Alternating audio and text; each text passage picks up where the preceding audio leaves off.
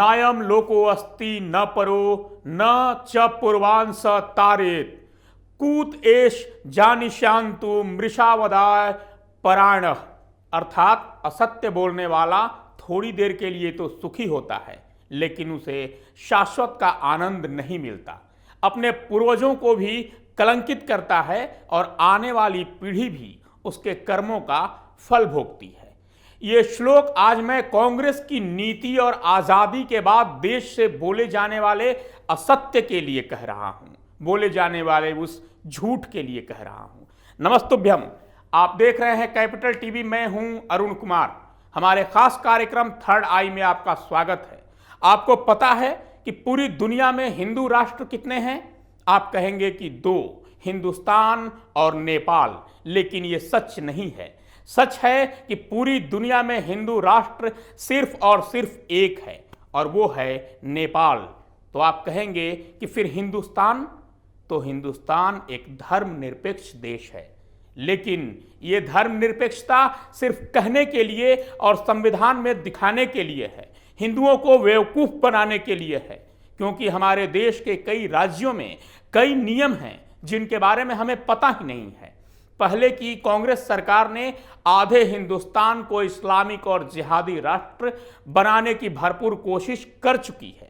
जितनी छूट, जितनी व्यवस्था कथित अल्पसंख्यकों को दी गई है, उतनी शायद किसी को नहीं दी गई, हिंदुओं को भी नहीं। एक ऐसी व्यवस्था, एक ऐसे ही पुराने नियम को मोदी सरकार ने बदल दिया है, उस नियम को तोड़ दिया है जो आजादी के बाद से ही चला आ रहा था। ऐसे कई राज्य हैं जहां आज भी कांग्रेस द्वारा बनाए गए जिहादी कानून चल रहे हैं और किसी को कुछ भी खबर नहीं है। ऐसा ही एक केंद्र शासित प्रदेश है लेह लद्दाख, जहां नौकरी के लिए उर्दू अनिवार्य थी, लेकिन अब मोदी सरकार ने बड़ा फैसला लेते हुए इस नियम को हटा दिया है। यानी जो उर्दू नहीं पढ़ा होगा वो भी अब लेह लद्दाख में नौकरी कर सकता है। अब इस पूरे नियम कानून को पहले समझते हैं, फिर बात करेंगे कि कैसे इसे हटाया गया और इसका प्रभाव क्या होगा। आजादी के बाद जम्मू कश्मीर को विशेष राज्य की मान्यता प्राप्त थी। धारा 370 की धार थी।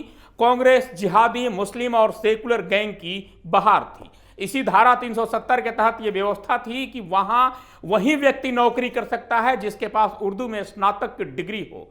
खासकर राजस्व विभाग में उसे ही नौकरी मिलेगी जो उर्दू विषय का जानकार हो, यानी जिसके पास उर्दू की डिग्री होगी वही पटवारी और नायब तहसीलदार बन पाएगा। जो उर्दू नहीं जानता वो आवेदन ही नहीं कर सकता।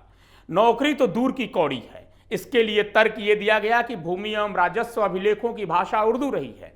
कोर्ट में, खासकर निचली अदालतों में और पुलिस स्टेशनों में एफआईआर की भाषा भी उर्दू है। सरकारी स्कूलों में दी जाने वाली शिक्षा का माध्यम उर्दू है। खासकर कश्मीर, कारगिल और जम्मू के मुस्लिम बहुल इलाकों में। इसलिए यहाँ ये नियम बना दिया गया कि यहाँ उर्दू डिग्री वालों को ही नौकरी दी जाएगी। अब इसके पीछे की मंशा को समझने की कोशिश करते हैं। इसके पीछे षड्यंत्र यही था कि यहाँ सिर्फ मुस्लिमों को ही नौकरी मिले। यहाँ हिंदू रहते भले ही हों, लेकिन उन्हें उन सभी सुविधाओं से वंचित कर दिया जाए, उनकी जिंदगी को नरक बना दिया जाए। एक डर और था कि अगर हिंदू इन नौकरियों में आ गया, यहाँ के अभिलेखों और दस्तावेजों को पढ़ने समझने लगा, तो वो सच्चाई समझ जाएगा और ये खतरे की घंटी होगी मुस्लिमों के लिए, कांग्रेस के लिए, उसके वोट और सत्ता के लिए। अब बात करते हैं ये हटा कैसे। 5 सितंबर 2019 को कश्मीर वास्तव में आजाद हुआ। धारा 370 की धार को पीएम मोदी और केंद्रीय गृह मंत्री अमित शाह ने कुंद कर दिया। जम्मू कश्मीर को बांट दिया गया और लेह लद्दाख को अलग केंद्र शासित प्रदेश बना दिया गया। उसी दौरान एक बीजेपी सांसद जामयांग सेरिंग नामग्याल का भाषण बहुत वायरल हुआ था। संसद में दिए गए उनके बहस और स्पीच को पीएम मोदी ने भी सराहा था। लेह लद्दाख के जम्मू कश्मीर से अलग होने और अलग केंद्र शासित प्रदेश बनने के बाद यही सांसद जामयांग सेरिंग नामग्याल ने पिछले साल गृह मंत्री अमित शाह को पत्र लिखकर पटवारी और नायब तहसीलदार जैसे पदों पर बहाली के लिए राजस्व विभाग में बदलाव करने का आग्रह किया था। उन्होंने मांग की थी कि नौकरी में उर्दू की अनिवार्यता को हटाया जाए। उन्होंने लिखा था कि अनुच्छेद 370 को हटाने के बाद यह दूसरा सबसे महत्वपूर्ण बदलाव होगा। दशकों तक थोपी गई भाषा से वास्तविक स्वतंत्रता मिलेगी, आज़ादी मिलेगी और उन्हें भी नौकरी मिलेगी जो उर्दू नहीं जानते हैं, नहीं पढ़ते लिखते हैं। फिर क्या था? इस पर पीएम मोदी और केंद्रीय गृह मंत्री अमित शाह ने संज्ञान लिया और आदेश पारित कर उर्दू की बाध्यता को खत्म कर दिया। उसके बाद लद्दाख के उपराज्यपाल राधाकृष्ण माथुर ने एक आदेश पारित किया। राजस्व विभाग में होने वाली विभिन्न पदों पर बहाली के लिए योग्यता के तौर पर उर्दू की अनिवार्यता खत्म कर दी गई। भाजपा सांसद जामयांग सेरिंग नामग्याल ने इस आदेश के जारी होने के बाद एक वीडियो जारी किया और इसके लिए केंद्र की मोदी सरकार का शुक्रिया अदा किया। बीजेपी सांसद नामग्याल ने कहा कि आर्टिकल 370 के खत्म होने के बाद उर्दू की अनिवार्यता खत्म होना सच्ची आजादी है। नामग्याल ने इसके लिए प्रधानमंत्री नरेंद्र मोदी, गृह मंत्री अमित शाह और लद्दाख के लेफ्टिनेंट गवर्नर राधाकृष्ण माथुर का शुक्रिया अदा किया। उन्होंने कहा, केंद्र शासित प्रदेश लद्दाख के लेफ्टिनेंट गवर्नर की तरफ से एक नोटिस जारी कर यह बताया गया है कि राजस्व विभाग में 7 तारीख के बाद यानी 7 जनवरी के बाद जितने भी पटवारी और नायब तहसीलदार पद के लिए भर्ती होगी उसमें उर्दू अनिवार्य नहीं होगा। किसी भी मान्यता प्राप्त विश्वविद्यालय से अगर आपके पास ग्रेजुएशन की डिग्री है तो आप आवेदन कर सकते हैं। मैं समझता हूं कि लद्दाख के अलग से केंद्र शासित प्रदेश बनने के बाद हमने रिफॉर्मिंग स्टेप लिया है। जो लोग उर्दू नहीं जानते हैं उनके लिए यानी पूरे लद्दाख के लिए यह भेदभाव वाली नीति थी, क्योंकि उर्दू लद्दाख के किसी भी बाशिंदे की, किसी भी कम्युनिटी की या किसी भी जनजाति की मातृभाषा नहीं है। इसलिए यह राजस्व विभाग का पहला कदम है कि यह सामान्य भाषा में चले, फ्रेंडली हो, लोगों तक पहुंच हो। सुधार के इस कदम के लिए मैं भारत के प्रधानमंत्री नरेंद्र मोदी, केंद्रीय गृह मंत्री अमित शाह, लद्दाख के लेफ्टिनेंट गवर्नर राधाकृष्ण माथुर का शुक्रिया अदा करता हूं। Recently union territory of Ladakh के लेफ्टिनेंट गवर्नर महोदय के ओर से एक ऑर्डर जारी करके ये बताया गया कि रेवेन्यू डिपार्टमेंट में आज के बाद यानी कि 7 तारीख के बाद जितने भी पटवारी और नायब तहसीलदार के पोस्ट के लिए रिक्रूट होगा उसमें उर्दू कंपलसरी नहीं होगा।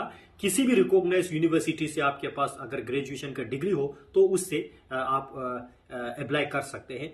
ये मैं समझता हूं लद्दाख अलग से केंद्र शासित प्रदेश बनने के बाद एक बहुत बड़ा रिफॉर्मेटिव स्टेप हमने लिया है, क्योंकि पर्टिकुलरली उर्दू रखना ये एक जो लोग उर्दू नहीं जानते हैं, उर्दू के साथ फेमिलियरिटी नहीं है, यानी कि पूरे लद्दाख के साथ एक डिस्क्रिमिनेटिव पॉलिसी ऑलरेडी रखा था, क्योंकि उर्दू जो है लद्दाख के किसी भी बाशिंदे की, किसी भी कम्युनिटी के, किसी भी ट्राइब के अपने जो मातृभाषा नहीं है।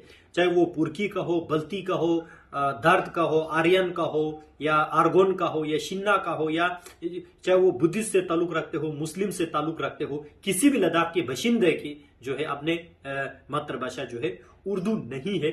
इसलिए ये पहला कदम है लद्दाख के रेवेन्यू डिपार्टमेंट जो है एक कॉमन लैंग्वेज में चले ताकि सबके लिए एक फ्रेंडली हो, एक्सेसिबिलिटी हो। तो इस कदम, इस पहल को पहला कदम रखने के लिए मैं भारत के प्रधानमंत्री नरेंद्र मोदी जी, गृह मंत्री अमित शाह जी, लद्दाख के लेफ्टिनेंट गवर्नर राधाकृष्ण माथुर साहब को मैं बहुत बहुत धन्यवाद देना चाहता हूं, बहुत बहुत शुक्रिया अदा करना चाहता हूं, क्योंकि ये एक रिफॉर्मेटिव स्टेप्स जो है जिससे लद्दाख के पूरे आवाम जो है आज बहुत खुश है।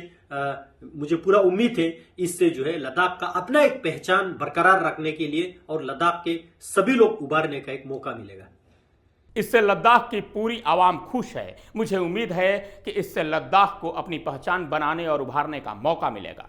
प्रधान सचिव डॉक्टर पवन कोटवाल की ओर से जारी की गई अधिसूचना के मुताबिक उर्दू की जानकारी की जगह किसी भी मान्यता प्राप्त विश्वविद्यालय से स्नातक की डिग्री को अनिवार्य कर दिया गया है। अब इस नियम के बदलने के बाद कांग्रेस, सेकुलर गैंग और मुस्लिम समुदाय के पेट में दर्द शुरू हो गया है। इस नए नियम के बाद लद्दाख के लेह जिले में तो खुशी की लहर है, लेकिन कारगिल जिले में शांति दूत कलेजे पर पत्थर पटक रहे हैं।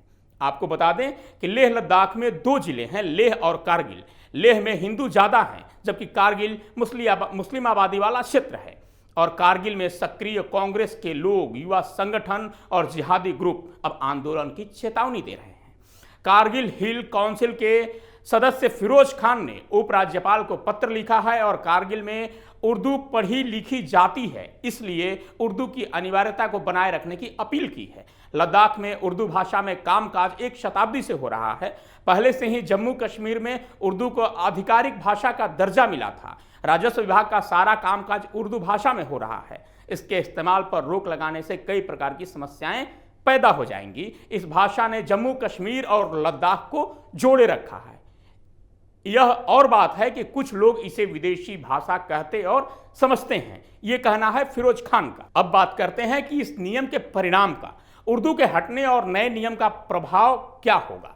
पहला प्रभाव तो यह है कि कांग्रेस की कालाबाजारी सामने आ गई है। काली करतूत की जानकारी पूरे देश को हो गई है, जिस पर वर्षों से पर्दा डालकर रखा गया था। दूसरा प्रभाव यह होगा कि यहां अब हिंदू युवा भी नौकरी कर पाएंगे, उनके साथ भेदभाव नहीं होगा और अभी तक वे जिस इस्लामी व्यवस्था में जी रहे थे उससे आज़ादी मिलेगी, भारतीय सनातनी संस्कृति को बढ़ावा मिलेगा। अब कुछ सवाल हैं। क्या पूरे देश में ऐसा कोई राज्य है जहां यह व्यवस्था हो कि संस्कृत की जानकारी होना अनिवार्य है? संस्कृत तो छोड़िए, हिंदी की भी अनिवार्यता नहीं है, तो फिर लद्दाख में क्यों और इस बात को अभी तक छुपाकर क्यों रखा गया? धर्मनिरपेक्षता को ढोने के लिए क्या सिर्फ हिंदुओं का ही कंधा मिला? सुविधा के हिसाब से नियम क्यों? सबसे जो बड़ा सवाल है वो ये है कि आखिर कब तक कांग्रेस की नीतियों की वजह से हिंदू भुगतता रहेगा। आज के थर्ड आई में इतना ही। कल फिर मिलूंगा किसी नए विषय और शोध के साथ। तब तक के लिए विदा। देखते रहिए कैपिटल टीवी। आप सभी को, पूरे राष्ट्र को मकर संक्रांति की शुभकामनाएं।